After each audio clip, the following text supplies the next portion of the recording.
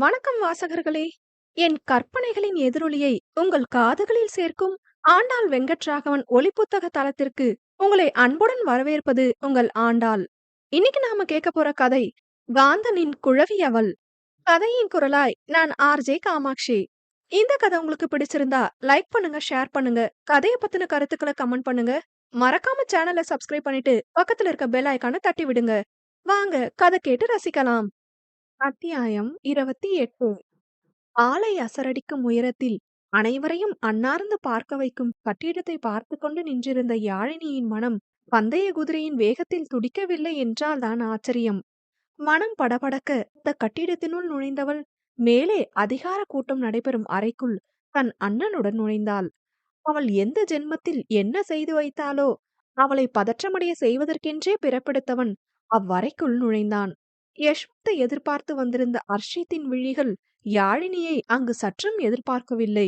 ஹே darling என்று உள்ளம் உவகையில் குதிக்க, அவளுக்கு நேரெதிரே தனக்கென கொடுக்கப்பட்ட இருக்கையை கண்டு மனதில் மேலும் குதூகலித்தான். ஆனால் வழமை போல் முகத்தில் எந்த உணர்வினையும் காட்டாமல் வந்தமர்ந்தவன் யஷ்வந்தை நோக்க, யஷ்வந்த் இதழில் கண்களுக்கு புலப்படாத ஒரு சிரிப்பு. தனக்கு அருகில் தன் அண்ணனும் தனக்கு எதிரில் தன் காதலனும் என இருந்தால் எந்த பெண்ணிற்குதான் பதற்றமாக இருக்காது? அதிலும் இருவருக்கும் ஆகவே ஆகாது. மனம் பந்தய குதிரை வேகத்தில் துடிக்க, ஐயோ ஆண்டவா, இப்படி ஒரு சூழ்நிலையில என்னை விட்டுட்டியே. ஏற்கனவே முதல் அனுபவத்துல தட்டு தடுமாறுது. இதுல இவர் முகத்தை பார்த்தா நாக்கு ஒட்டிக்குமே. எதையாவது சொதப்பினா யசு அண்ணா கஷ்டப்பட்டதெல்லாம் வேஸ்டா போயிடும். இதுல போதா குறைக்கு நான் எதுவும் சொதப்புனா கண்டிப்பா இது ஹர்ஷித்துக்கு தான் போகும். நான் வேணும்னே அவருக்கு ஃபேவர் பண்ண போல ஆயிட்டா என்று மனம் பலவாறு யோசித்தது. நெற்றியில் வியர்வை முத்து முத்தாய் துளிர்க்க படபடப்பாக இருக்கும் தன்னவளை துளியும் திரும்பி பாராத போதும் அவளது பதற்ற நிலையை ஹர்ஷித்தால் உணர முடிந்தது. யஷ்வந்த் அவள் கை மீது தன் கை வைக்க சட்டென திரும்பி பார்த்தாள். அரிதினும் அரிதான அண்ணனின் புன்னகையை கண்டவள் மனம் சற்று வேகம் குறைக்க கண்களாலேயே தங்கைக்கு தைரியம் ஊட்டினான். அந்த வியாபாரி உள்ளே நுழைய யாழினிக்கு மேலும் படபடப்பு கூடியது.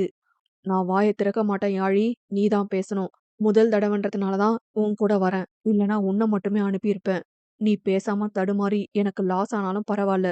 ஆனா நான் இந்த டீலிங் சார்பா பேச மாட்டேன் என யஷ்வந்த் ஆணித்தரமாக கூறியது காதுகளில் ஒலிக்க, ஐயோ கிருஷ்ணா, இந்த கலவரத்திலிருந்து என்னை காப்பாத்திடு என அவசரமாக ஒரு வேண்டுதல் வைத்தாள். உள்ளே வந்து அமர்ந்த dealer, good morning everybody, I M mister Prithvi. நான் தான் எல்லா ஷோரூம்ஸ் அண்ட் கடைகளுக்கு ஸ்கூல் யூனிஃபார்ம் கிளாத்ஸ் சப்ளை பண்ணுவேன். எல்லாரும் உங்க கம்பெனி டெக்னிக்ஸ் அண்ட் குவாலிட்டிஸ் பத்தி சொல்லுங்க. லெட்ஸ் ஸ்டார்ட் த மீட் என ஆங்கில நடையில் தனது தந்தையின் தொழிலில் இறங்கிய அந்த இளம் வாலிபன் கூற, யாவரும் தங்கள் தொழில் துறைகளை பற்றியும் தங்களது சலுகைகளை பற்றியும் விவரித்தனர். அங்குள்ள கம்பெனிகள் யாவும் சலுகைகளை வாரி வழங்க, இத்தனை சலுகைக்கு இந்த கான்ட்ராக்டை எடுக்காமலே இருக்கலாம் என யஷ்வந்தும் அர்ஷித்தும் எண்ணினர். முக்கால்வாசி நிறுவனங்களின் பேச்சு முடிய, எல்லாரும் நிறைய ஆஃபர்ஸ் தரீங்க போல என பிருத்வி கேட்டான். சொல்லி வைத்தாற்போல் யஷ்வந்தும் அர்ஷித்தும் ஒன்று போல, அவர் company will never provide such discounts என கூறிட யாவரும் அவர்களை நோக்கினர். யாழினிக்கோ, வாயவே திறக்க மாட்டேன் என கூறிய அண்ணன் பேசிவிட்டானே என எண்ணி மகிழக்கூட முடியாது. அர்ஷித் மற்றும் யஷ்வந்தின் நேருக்கு நேரான பார்வை பீதியை ஏற்றியது. You are mister Yashwant Krishna, right? What about your company என பிருத்வி கேட்க, ஷீ வில் எக்ஸ்பிளைன் என யாழினியை கை காட்டினான். யாழினிக்கு பக்கென்றிட பதற்றத்தில் நா வறண்டு ஒட்டி கொண்ட உணர்வானது. வியர்வை முத்து முத்தாய் துளிர்த்திட அமைதியாக இருந்தவள் அங்குள்ளவர்கள் வாய்க்கு அவளாகி போனாள். யஷ்வந்திற்கு அவள் மௌனத்தில் கட்டுக்கடங்காத கோபம் கிளர்ந்தாலும் அவள் மேல் உள்ள நம்பிக்கை பொறுமையை ஏற்படுத்தியது. Excuse me miss, say something என பிருத்வி கூற அனைவரது ஏளன பார்வை அவளது தன்மானத்தை சீண்டியது. நிமிர்ந்து பார்த்தவள் கணீர் என்ற பாணிக்கு தன் மென்குரலை இழுத்து, good morning everybody, I am Yazhini Krishnan from Yuvana industry என பேச துவங்க அனைவரும் அரை வாங்கிய அதிர்வில் மூச்சுவிட மறந்து அவள் பேச்சை கேட்டனர். யஷ்வந்த் ஒருவித கர்ப்ப புன்னகையில் அர்ஷித்தை பார்க்க, அர்ஷித் இருபுறமும் தலையாட்டி மெல்ல இதழ்கடையோர புன்னகையை வீசினான். தங்கள் நிறுவனம் பற்றி மற்றும் டீலிங் சம்பந்தமான பேச்சுக்களை முடித்தவள் அமர அவள் நெஞ்சுக்கூடு மூச்சிற்கு சற்றே தவித்தது. அதை வெளிக்காட்டிக் கொள்ளாதபடி மெல்ல மூச்சிழுத்தவள் தன் அண்ணனை நோக்க, அவன் முகத்தில் எந்த உணர்ச்சிகளும் இல்லை. அதில் மேலும் படபடப்பு தொற்றிக்கொள்ள, தன் முழு உயரத்திற்கும் எழுந்து நின்று தனது மேலங்கியை உதறிக்கொண்ட அர்ஷித் தன்னை அறிமுகம் செய்து கொண்டான். அத்தனை நேரம் மனதில் ஓடிய படபடப்பு அவன் அங்கியை உதறிய தோரணையில் சிதறிப் போனதாய் ஒரு பிம்பம் மனதில் தோன்ற, அவனை சற்றே வியப்பாய் கண்டாள். மென்மையான புன்னகையுடன் சீரான அவனது நுனிநாக்க ஆங்கில பேச்சும் அவளை வசீகரிக்கும் அவனது விழிகளும் என்றும் போல் இன்றும் அவளை சுருட்டிக் கொண்டு ஓடியது. மனதில் அவன் காதலை கூறும் முன் அவனுடன் சகஜமாய் பேசியவை வலம் வந்தன. வருஷம் வருஷம் உங்க பிறந்த நாளுக்கு மதுவை எழுப்புறதுக்கு நான் தான் அலாரம் வச்சு எழுந்துட்டு இருக்கேன். எனக்கு ஒரு சாக்லேட்டாவது தந்திருப்பீங்களா என்று ஒருமுறை அவனது பிறந்தநாள் வாழ்த்தோடு அவள் கூற, அதற்கு மறுநாளே மதுவுக்கு கொடுப்பதாய் அமெரிக்க சாக்லேட் ஒரு பெரிய வண்ண பெட்டி நிறைய வந்திருந்தது.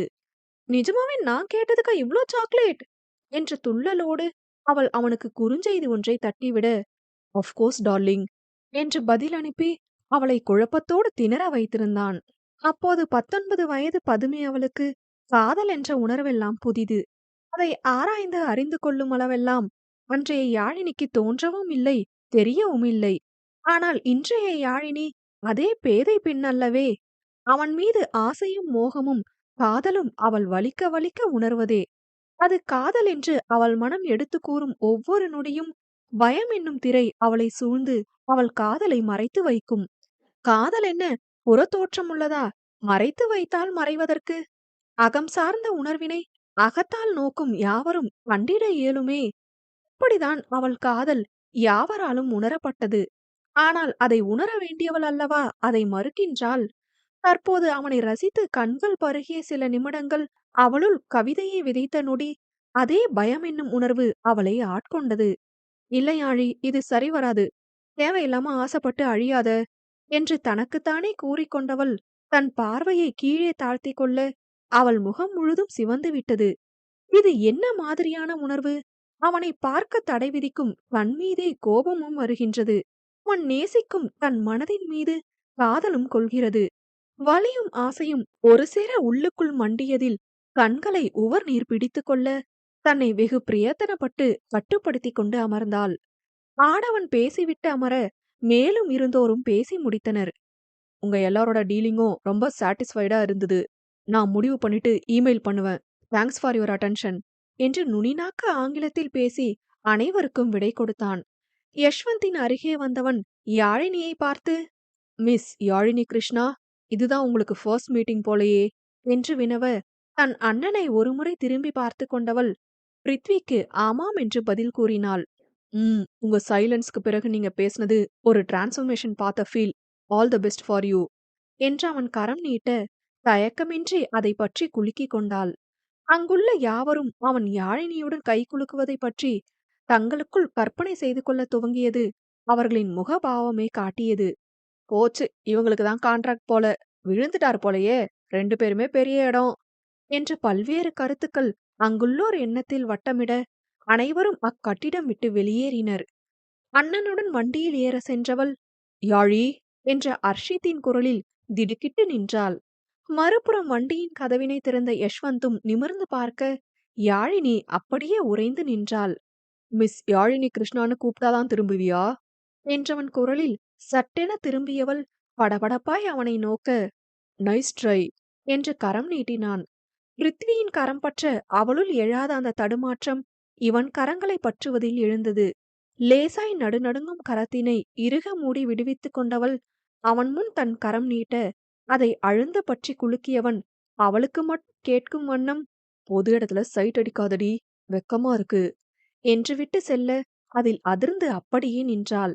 யாழினி என்று யஷ்வந்த் அழைக்கவே சட்டென திரும்பியவள் கலங்க துடித்த விழிகளை கட்டுப்படுத்தி கொண்டு வண்டியினுள் ஏறினாள். வெடித்து அழுதிடதான் மனம் முரண்டியது. தன்னையும் ஏமாற்றிக் கொண்டு கண்ணில் காதல் கொண்டுள்ள கண்ணவனையும் ஏமாற்ற நினைக்கும் அபத்தம் ஏனோ இன்று பூதாகரமாக தோன்றிய உணர்வு எழுந்ததில் கண்களிலிருந்து மழுக்கென்று நீர் வடிந்தது. வண்டி ஜன்னலோடு ஒன்றி அமர்ந்தவள் அண்ணனுக்கு தன் கண்ணீரை காட்டிவிடக் கூடாது என்பதில் குறியாக இருக்க, அடக்க முயற்சித்த கண்ணீர் அவள் தொண்டையை அடைத்தது. மெல்லிய கேவல் ஒலி எழுந்திட வண்டியை ஓரம் கட்டிய யஷ்வந்த், யாழி என்றதுதான் தாமதம். அண்ணா, I'm in love with Arshith என்று கூறி முகத்தை மூடி கேவி அழுதாள். யஷ்வந்த் அமைதியாய் அவளை நோக்க, yeah, I'm in love with him. I'm in love with that bloody thief of my heart. என்னால முடியல. தாங்கவே முடியல அண்ணா. I I can't ignore him. I can't என்று வெடித்து அழுதாள். தன் மனதில் முட்டி மோதிய உணர்வுகளை கட்டுப்படுத்த போட்ட அணை கொடுத்த அழுத்தம் தீரும் வரை அழுது அரற்றியவள் அண்ணனை கெஞ்சலாய் நிமிர்ந்து பார்க்க, அவன் அதே அழுத்தமான பார்வையுடன் அவளை நோக்கினான். ரொம்ப வலிக்குதண்ணா. என்னால முடியல. எனக்கு அவர் வேணும். அவர் மட்டும்தான் வேணும். அவரை இழக்க முடியாது என்று திக்கி திணறி அவள் கூற, உன்னை இழக்க சொல்லி யார் ஃபோர்ஸ் பண்ணது என்று ஒரே ஒரு வரியில் அவளை திகைக்க வைத்து வண்டியை இயக்கினான். அதே திகைப்போடு அமைதியாய் கண்களில் கண்ணீர் வழிய வந்தவள் வீட்டை அடைய வண்டியிலிருந்து இறங்கவிருந்த அண்ணனின் கரம் பற்றி, அண்ணா என்றாள். அவள் புறம் திரும்பியவன் அவளை கேள்வியாய் நோக்க, "ஆ, அண்ணா அண்ணா, அவர நீ உனக்கு" என்று அவள் தவிப்பாய் தவித்தாள். யாழினி என்று அடர்ந்த குரலில் யஷ்வந்த் அவளை அழைக்க, தவிப்பாய் தலை குனிந்தவள் கண்ணீரோடு பெருமூச்சு விட்டு அவனை நிமிர்ந்து பார்த்தாள். மென்மையான புன்னகையுடன் தங்கையின் கண்ணீர் துடைத்தவன், தெளிவா யோசியாழி. உனக்கு பிடிச்சது உனக்கு சரின்னு படுறத செய். உனக்கு விருப்பமானத, உன் மனசுக்கு பிடிச்சத எந்த தேவையில்லாத காரணங்களாலும் நீ மூடி மறைக்க வேணாம் என்று அவன் கூற, "அ, அண்ணா, நீங்களும் அவரும்" என்றாள். நான் சொன்னது கேட்டுச்சா? தேவையில்லாத காரணங்களை யோசிக்காதன்னு சொன்னேன் என்று யஷ்வந்த் கூற, கண்களை அழுந்த துடைத்தவள், நான் நான் அவரை பார்த்துட்டு வரவா அண்ணா என்றாள். தங்கையின் கன்னம் தட்டியவன், ஓ என்க வண்டியை விட்டு விரைவே இறங்கி வீட்டிற்குள் சென்று தனது வண்டி சாவியுடன் வெளியே வந்தவள் வண்டியை இயக்கிக் கொண்டு பறந்திருந்தாள். செல்லும் தங்கையை புன்னகையுடன் பார்த்தவன் அலைபேசியில் குறுஞ்செய்தி வந்திருக்க, அதை பார்த்தவன் முகம் இன்னும் அழகாய் ஒரு புன்னகை சிந்தியது. தேங்க்ஸ் என்ற அர்ஷித்தின் மின்னஞ்சலில், I didn't expect this from you என்று யஷ்வந்த் பதில் அனுப்ப, but I expected this from you என்று அர்ஷித் அனுப்பினான்.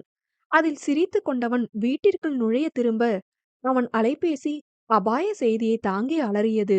அழைத்தது வினோத் என்பதை கண்டவன் எடுத்து காதில் வைக்க, சார் சார் மேடம் என்று வினோத் திணறினான். மேடம் என்று வினோத் பதற்றமாய் உரைத்ததிலேயே யஷ்வந்தினுள் இனம் புரியா படபடப்பு சடுதியில் தொற்றிக்கொள்ள, வினோத் என்று அழுத்தமாய் அழைத்தான். சார் சார் மேடம் கடத்திட்டாங்க என்று வினோத் கூற, வாட் என்று அதிர்வும் குழப்பமுமாய் அவன் குரல் ஒலித்தது. எந்த மேடம், யார சொல்ற என்று கிட்டத்தட்ட யஷ்வந்த் கத்த, ஆ, அஞ்சனா மேடம் சார். ஆ ஆ ஆர்கே என்றதுதான் தாமதம். ஆர்கே என்று அதிர்ந்தான். அடுத்த நொடி அவன் அலைபேசிக்கு எண்களற்ற ஒரு அழைப்பு வந்தது. அதை புருவம் சுருங்க பார்த்தவன் தாமதியாமல் அழைப்பை ஏற்க, ஆ ஆ என்ற அஞ்சனாவின் கதறல் ஒலி அவன் செவிப்பறைகளை அதிர செய்தது. அதிர்ந்தான், உறைந்தான். தன்னையே அந்த நொடி மறந்தான். அனைத்தும் அவளது கதறல் ஒலியினால் மட்டுமே என்று கூறுவதில் ஆச்சரியம் இல்லையே. என்ன மிஸ்டர் என்றவன் தலையை இடவலமாய் ஆட்டியபடி உச்சு கொட்டி, த கிரேட் யஷ்வந்த் கிருஷ்ணா, உன் பொண்டாட்டியோட கதறல் கேட்க எப்படி இருக்கு என்றதுதான் தாமதம். ஆர்கே என்று கர்ஜித்தான். சுச்சு, சத்தம் அதிகமா இருக்கே ஒய்கே. கூடாது. இப்ப நீ ஏன் கட்டுப்பாட்டுல இருக்க, புரியுதா என்றவன் அஞ்சனாவை நெருங்கி செல்வதை அதிக சத்தத்துடன் கேட்கும் அவளது கதறல் கூறியது. அவளை என்னடா பண்ண என்று இரத்த சிவப்பேறிய விழிகளை அழுந்த மூடி பற்களுக்கிடையே வார்த்தைகளை கடித்து துப்பிய வண்ணம் யஷ்வந்த் வினவ, ஜஸ்ட் ஒரு 1/2 மணி நேரம் காத்தோட்டமே இல்லாத ரூம்ல தான் அடைச்சு வச்சிருந்தேன் என்று சாதாரணமாய் ஒரு தோல் குலுக்களுடன் சொல்ல, ஆர்கே தப்பு பண்ற. எனக்கு நீ கொடுக்க நினைக்கிறத விட பல மடங்கா அனுபவிப்ப என்று யஷ்வந்த் கர்ஜிக்க, இந்த நேரத்திலயும் உன் திமிரு அடங்குதா பாரு. நல்லா கேட்டுக்கோ. உன்னோட போன் என் கட்டுப்பாட்டுல இருக்கு. யாருக்காவது கால் பண்ணன்னு தெரிஞ்சது, இவ கதை அவ்வளவுதான். மரியாதையா நான் சொல்ற இடத்துக்கு வா என்ற அழைப்பை துண்டிக்க சென்றவன், அப்புறம் உன் பொண்டாட்டிக்கு எதுவும் பிரச்சனை இருக்கா என்ன? கொஞ்ச நேரத்துக்கே நெஞ்ச புடிச்சிட்டு கத்த ஆரம்பிச்சிட்டா. சீக்கிரம் நீ வந்து என்னன்னு பாக்குறியா, இல்ல நானே என்னன்னு பாக்கட்டுமா என்று நக்கலாக கேட்டான். டேய் என்று யஷ்வந்த் கர்ஜிக்க, வந்து சேர்ற வழிய பாருங்க, த கிரேட் யஷ்வந்த் கிருஷ்ணா என்று விட்டு அழைப்பை துண்டித்தான். அப்படியே சிலையாகி நின்றவனுக்கு அந்த நொடி உலகமே நழுவி அவனை கீழே தள்ளியதை போன்றிருந்தது. தன்னை நிதானப்படுத்திக் கொண்டு அமைதியடைய முயற்சித்தவனுக்கு அந்த அமைதியான சூழல் உள்ளே ஓடிய நேர்மறை எண்ணங்களை மென்மேலும் வளர்க்க அவன் அலைபேசியில் குறுஞ்செய்தி வந்ததற்கான ஒலி எழுந்தது. எடுத்து பார்த்தவனுக்கு இது ஆர்கேவிடமிருந்து எங்கு வர வேண்டும் என்பதற்கான தகவல் என்று புரிந்தது. தலையை தாங்கியபடி அப்படியே படியில் அமர்ந்தவன் மனம் தடதடக்க தன் மூச்சினை இழுத்துவிட்டு தன்னை சீர் செய்தவன் பொறுமையாக சிந்தித்தான். தான் எங்காவது சென்றாலும் யாரையேனும் அழைத்தாலும் இது ஆர்கேவிற்கு தெரிந்துவிடும். அங்கு அவன் எத்தனை அடியாட்களுடன் இருப்பானோ அத்தனை நபர்களையும் அடித்து வீழ்த்தி தன்னவளை கூட்டி வர தான் திரைப்பட நடிகன் அல்ல. எனில் தனக்கு நிச்சயம் காவல்துறையின் துணை வேண்டும் என்று நினைத்த மாத்திரம் காவல்துறையில் இருக்கும் அவனது நண்பன் வெற்றி நினைவிற்கு வந்தான். சட்டென மனதில் ஓர் எண்ணம் தோன்ற விறுவிறுவென வீட்டிற்குள் சென்றவன் சில நிமிடங்களில் தெளிவான முகத்துடன் வெளியே வந்து தனது வண்டியை கிளப்பினான். ஆர்கே கூறிய இடத்தினை சில நிமிடங்களில் அடைந்தவன் அந்த பாழடைந்த பழைய தொழிற்சாலைக்குள் தன் கனத்த கால்களை எடுத்து வைத்தான். அஞ்சனாவின் அழுகுரலின் மெல்லிய ஒலி அவன் காதுகளை வந்தடையவும் படபடக்கும் நெஞ்சத்துடன் விரைந்து வந்தவன் உள்ளே நுழைய, welcome the great Yashwant Krishna. It's a immense pleasure to meet you என்று சந்தோஷமும் உற்சாகமுமாய் கூறினான் ரஷன் கபூர், ஆர்கே இண்டஸ்ட்ரீஸின் தலைமையாளன்.